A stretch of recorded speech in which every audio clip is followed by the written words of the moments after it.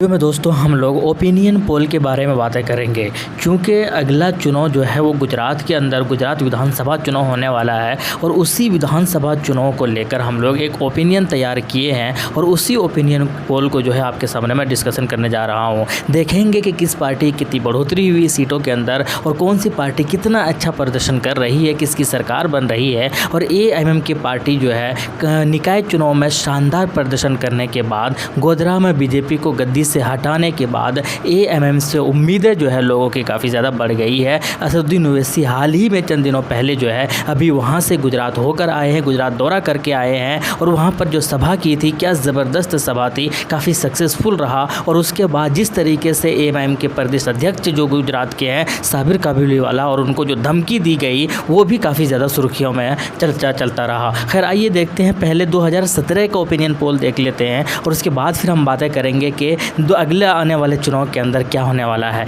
2017 के अंदर वहाँ पर चुनाव हुआ था दोस्तों और 2017 के अंदर हुआ ये कि पहले काफ़ी ज़्यादा जो है चर्चाएं हुई कांग्रेस की, लेकिन फ़िलहाल जो है बीजेपी की सरकार है वहाँ पर और बीजेपी ने जो है 99 जो सीटों पर जीत हासिल करके वहाँ पर सरकार बनाई। हालांकि वहाँ पर टोटल सीटों की अगर बात की जाए गुजरात के अंदर तो 182 यानी कि 182 सीट्स है। जो भी इनमें से आधा ले आएंगे सरकार उसी की बन जाएगी, यानी मेजोरिटी जिसकी होगी सरकार उसी की बन जाएगी। तो कुल मिलाकर बीजेपी ने 2017 के अंदर 99 सीटें जो है वो प्राप्त किया था। इसके बाद दूसरे नंबर पर रहा तक आईएनसी कांग्रेस, 77 सीटों पर इनकी जीत हुई थी। हालांकि सरकार नहीं बन पाई क्योंकि मेजोरिटी जो है ये नहीं ला पाए। इसके अलावा बीटीपी जो है भारतीय ट्राइबल पार्टी, इन्होंने भी 2 सीटों पर जीत हासिल की और एनसीपी की 1 सीटों पर जीत हासिल हुई। इसके अलावा अदर्स जो है वो 3 सीटों पर अदर्स की जीत हुई। लेकिन हम बात कर रहे हैं आने वाला चुनाव जो कि इसी साल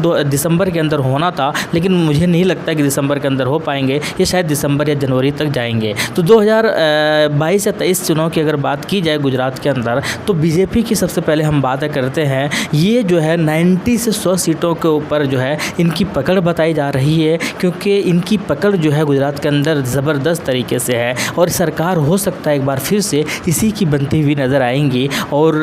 बीजेपी जो है कुल मिलाकर 90 से यानी 90 से 100 सीटों पर आसानी के साथ जीत हासिल करते हुए नज़र आ रही है। लेकिन हम बात करते हैं दूसरे नंबर पर कांग्रेस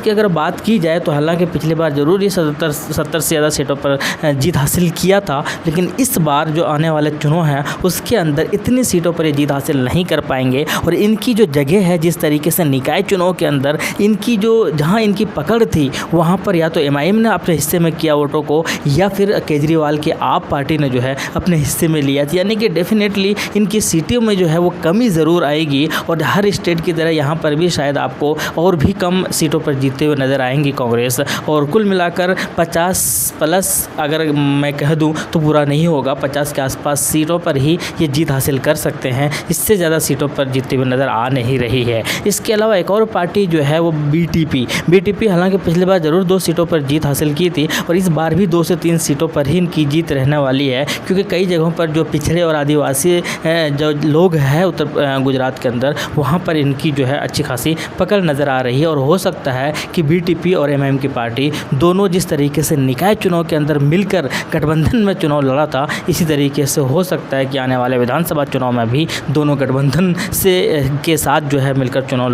लड़ेंगे। इसके अलावा हम बात करते हैं आपने भले ही गुजरात चुनाव में जो है आम आदमी पार्टी ने जो है 8 सीटों पर जीत दर्ज किया था और कई जगहों पर सरप्राइज़ भी किया था और कांग्रेस के बहुत सारे सीटों को इन्होंने अपने हिस्से में लिया था, तो इससे उम्मीदें और भी ज़्यादा बढ़ गई है आपसे। और केजरीवाल का जिस तरीके से आए दिन अच्छा परफॉर्मेंस कर रहे हैं, जिस तरीके से पंजाब में इन्होंने अपना सरकार बनाया या दूसरे स्टेट में इनकी पॉपुलैरिटी बढ़ रही है, तो डेफिनेटली यहाँ पर भी इनसे काफ़ी उम्मीदें होंगी और ये भी जो है 1 से 2 सीट जो है जीतते हुए नज़र आ रही है गुजरात के अंदर। इसके अलावा एनसीपी के हिस्से में 1 सीट जाती हुई नज़र आ रही है, ऐसा माना जा रहा है। लेकिन इसके अलावा हम बात करते हैं एआईएमआईएम की पार्टी, अभी हाल ही दिनों में असदुद्दीन ओवैसी गुजरात का दौरा करके आए हैं और जिस तरीके से निकाय चुनाव के बाद इनकी पॉपुलैरिटी में इजाफा हुआ है और इन्होंने काम करके दिखाया है, वहाँ पर छोटे लेवल पर बहुत ज़बरदस्त तरीके से काम करके दिखाया है और जिस तरीके से इनकी पॉपुलैरिटी बढ़ रही है। और मैं आपको बता दूं कि 20 सीट ऐसे हैं जहाँ पर 20% से भी ज़्यादा मुसलमानों की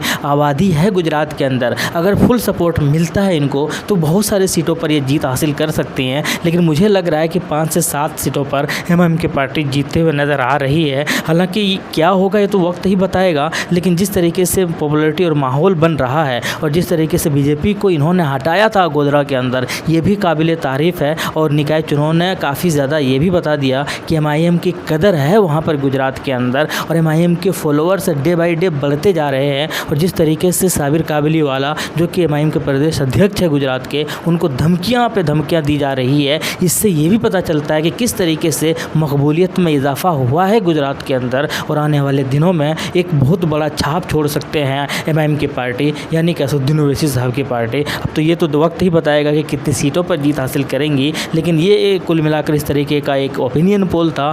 और मेरे हिसाब से इस तरीके से रहा। आपको क्या लगता है कमेंट सेक्शन में ज़रूर बताइएगा। शुक्रिया, जय हिंद, लव यू।